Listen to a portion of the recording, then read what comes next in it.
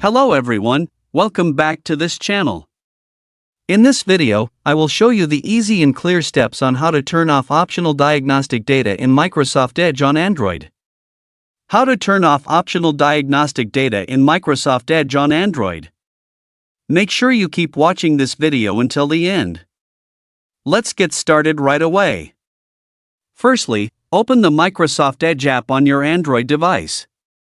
This is the initial screen of the Microsoft Edge app. Next, tap the three-line icon at the bottom right of the screen. And a menu like this will appear. Tap the Settings menu. Tap the Privacy and Security menu. Tap Diagnostic Data. And tap Optional Diagnostic Data. So that's it, tutorial how to turn off optional diagnostic data in Microsoft Edge on Android. Thank you for watching. I hope this video was helpful. See you in the next video.